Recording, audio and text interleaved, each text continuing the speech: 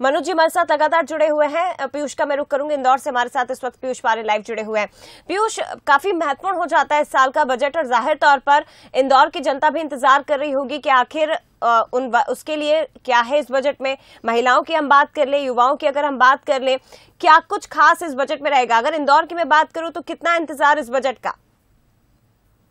देखिए, बिल्कुल काफी इंतजार है। जिस तरीके से लगातार ये कहा जा रहा है कि चुनावी बजट है, ऐसे में तमाम लोगों को उम्मीद है कि सरकार इस बार कहीं न कहीं हर वर्ग को ध्यान में रखकर अपना बजट पेश करेगी। और युवाओं की आपने बात कही है, कुछ यंगस्टर्स मेरे साथ में मौजूद हैं, उनसे एक रिएक्शन लेंगे। किस तरीके से देख रहे हैं आप बजट है मध्य प्रदेश सरकार का, और जिस तरीके से युवाओं पर फोकस भी रहता है सरकार का, हमने देखा योजनाओं के माध्यम से, आपको लगता है कि युवाओं को खुश करने में कामयाब होगी सरकार? सर, बात यह है कि युवाओं का अगर फोकस होता तो पिछले बजट से भी बेहतर होता।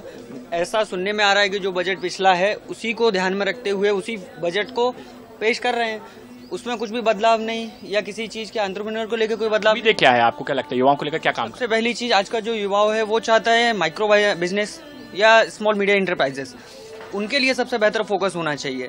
लेकिन उसका बजट, उसका ध्यान नहीं रख रही है गवर्नमेंट सिर्फ ध्यान क्या किस चीज के लिए रख रही है? चुनाव आ गया है, उसको बस ध्यान में है। उनको बजट से कोई मतलब काम क्या होना चाहिए आपको लगता है? और एंटरप्रेन्योरशिप को बढ़ावा के लिए रोजगार ज्यादा अगर निकाल रहे हो आप तो उनके बिजनेस ऑप्शन निकालने चाहिए, लोन्स ऑप्शंस निकालने चाहिए, कि जिससे वो इजी वे में अपने बढ़ावा मिल सके उनको, या बिजनेस कर सके। क्योंकि आज का जितना युवा है वो सब बिजनेस की तरफ भाग रहा है, क्योंकि उनको पता है जॉब्स है नहीं है। मध्य प्रदेश में जॉब्स निकलती हैं साल में 4 बार या 1 बार, या 5 साल में कभी 1 बार।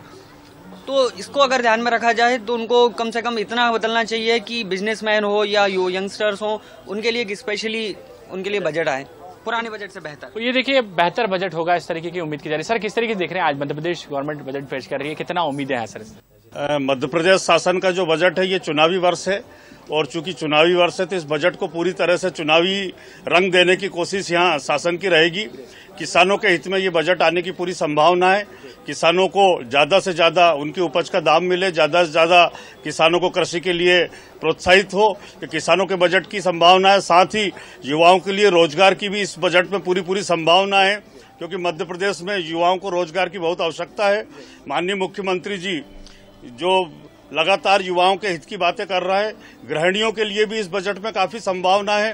काफी जो किचन का खर्चा है जो गृहिणियों के लिए काफी बढ़ गया है, तो मैं चाहता हूं कि मध्य प्रदेश शासन राहत दे। काफी गैस के काफी दाम बढ़ गए हैं, पेट्रोल के काफी दाम बढ़ गए हैं, तो मध्य प्रदेश शासन से ये आशा है कि इस वर्ष कर्मचारियों के हित में भी ये बजट होने की संभावना है। तो चुनावी वर्ष होने के कारण मैं ये उम्मीद करता हूं कि इस बजट से काफी लोगों की अपेक्षाएं पूर्ण होगी। मैडम, आप एक गृहिणी किस तरीके से देखते हैं, कितना मैनेज करना मुश्किल होता है, और बजट में कितनी उम्मीदें हैं? बजट से बहुत उम्मीदें हैं। अभी जितनी महंगाई है उससे काफी मध्यम वर्ग परेशान है, तो मध्यम वर्ग के लिए काफी उम्मीदें हैं उसमें। बाकी ये है कि जैसा कि सर ने बताया कि युवाओं के लिए और कर्मचारियों के लिए, तो कर्मचारियों के लिए यदि ओल्ड पेंशन लागू होती है तो ये तो बेस्ट काम होगा इसमें।